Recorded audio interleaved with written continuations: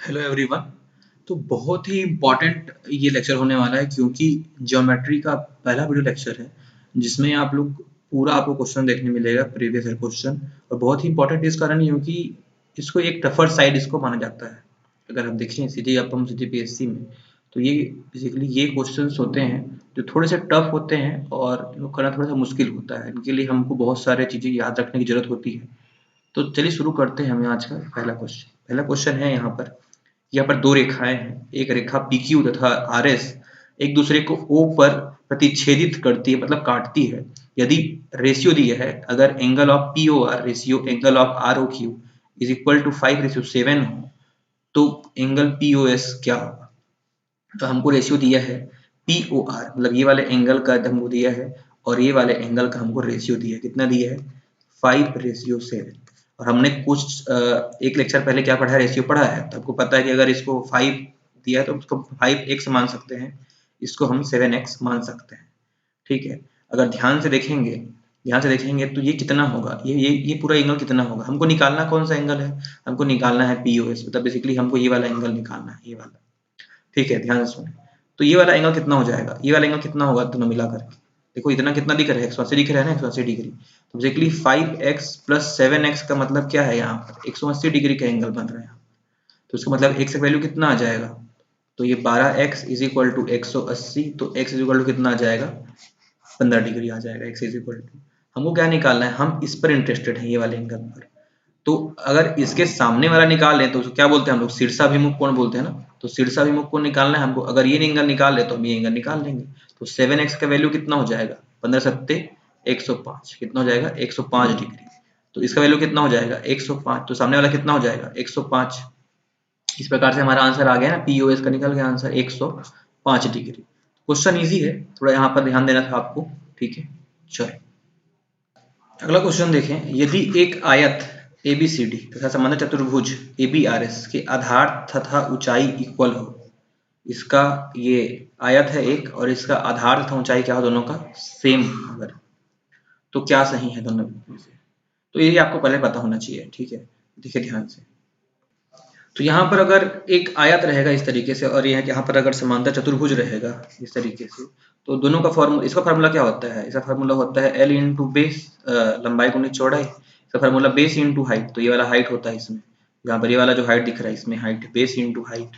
तो अगर सेम है दोनों का आधार तथा ऊंचाई दोनों का सेम है, तो फिर क्या होगा? तो फिर ये होगा ABCD का area is equal to ABRS का एरिया हो जाएगा। ठीक है, क्योंकि दोनों का ये तो सेम है ना, बेस और ये हाइट। यहाँ पर भी बेस और ये हाइट दोनों की सेम है, तो सेम में बोल रहे हैं मतलब क्या है? दोनों में आंसर दोनों सेम होगा। ठीक है, यहाँ पर वही वही जो हाइट है यहाँ पर वो चौड़ाई बन गया, यहाँ पर बेस जो है लंबाई बन गया। तो सेम सेम चीजें हैं यहाँ पर। अगला क्वेश्चन देखेंगे। अगला क्वेश्चन क्या बोलता है? ABC एक समबाहु त्रिभुज है। यदि D तथा E क्रमशः AB तथा CD के मध्य बिंदु हैं, तो इसका AD का एरिया क्या होगा? डायग्राम बनाना बहुत जरूरी पड़ेगा यहाँ पर। डायग्राम मेकिंग आपका अच्छा रहेगा तो ये सही बन पाएगा। तो ये डायग्राम हो गया, ये एक ट्रायंगल हो गया, समबाहु त्रिभुज हो गया। और यहाँ पर बोला है D तथा E जो है मध्य बिंदु है। AB अगर नाम देते, इसको A नाम दे, इसको B, इसको C, तो यहाँ पर ये एक पॉइंट होगा D मध्य बिंदु इस वाले पॉइंट का, इस वाले पॉइंट का ये E मध्य बिंदु होगा। तो बोलना चाह रहा है क्वेश्चन कि हमको जो है इसका निकालना है, ये वाले का, ये वाले ट्रायंगल का हमको एरिया निकालना है। ठीक है, तो उसके लिए एक थ्योरम होता है, उसको याद रखना बहुत जरूरी है। मतलब नियम है, समरूपता का जो एक नियम है उसको याद रखना बहुत जरूरी है कि अगर ट्रायंगल ABC समरूप है किसके? ट्रायंगल ADE के।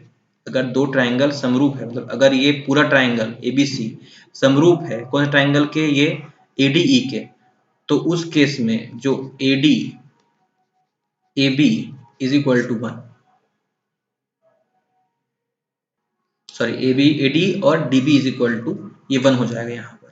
देखो इसका तो इस थ्योरम से याद रखना ही पड़ेगा तब ये बनेगा क्वेश्चन। ठीक है, तो इसके लिए जो है, इसके लिए जो होता है फॉर्मूला होता है कि क्षेत्रफल क्षेत्रफल ऑफ ADE रेशियो, मतलब इस क्षेत्रफल ऑफ दिस ट्रायंगल का रेशियो अपॉन में क्षेत्रफल किसका? ये जो बड़ा वाला जो अपना आपका बनेगा त्रिभुज, उसका जो रेशियो इज इक्वल टू होता है ये दोनों के रेशियो के, मतलब AD बाई AD अपॉन में DB के रेशियो के स्क्वायर के बराबर होता है। ये आपको याद रखना ही पड़ेगा, इसके बिना काम नहीं चलेगा आपका। तो क्षेत्रफल ADE अपॉन में ABC is equal to AD upon में DB का स्क्वायर हो जाएगा। तो क्षेत्रफल ऑफ ADE निकालना है हमको ना, इज इक्वल टू क्या हो जाएगा, क्षेत्रफल ऑफ ABC इंटू क्या हो जाएगा AD, यहाँ पर क्या हो जाएगा AD अपॉन में AB, AD अपॉन में DB, सॉरी AD अपॉन में AB हो जाएगा, यहाँ पर AB हो जाएगा। ठीक है, तो AD अपॉन में AB, तो AD का वैल्यू कितना है 1 है।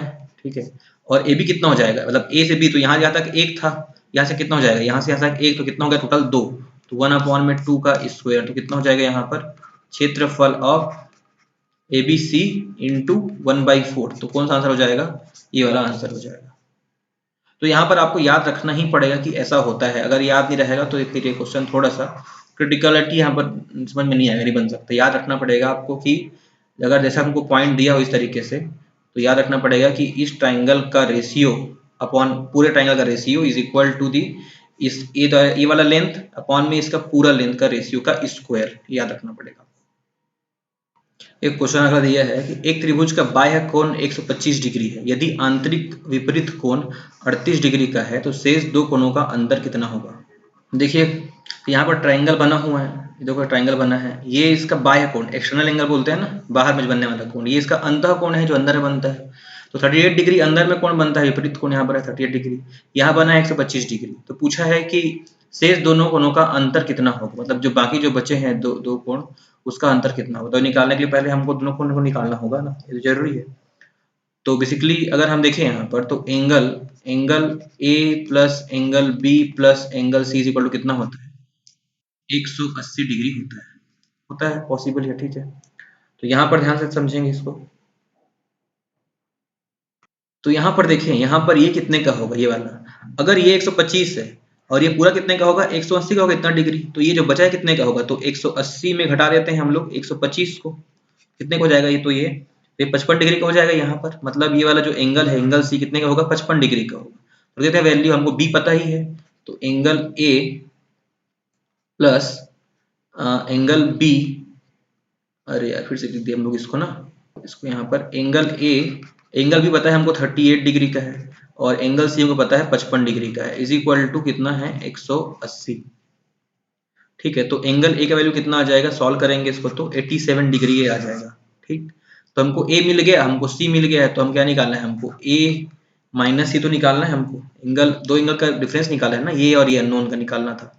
कितना कितना आ जाएगा, A माइनस C का वैल्यू, A का वैल्यू कितना है 87 और C का कितना है 55, तो कितना आ जाएगा यहाँ पर 32, तो ये हमारा आंसर हो जाएगा। तो इस वीडियो में यही इतना ही, और आगे आप देखते हैं हम लोग इसका क्वेश्चन और सॉल्व करेंगे अगले पार्ट में। Thank you very much.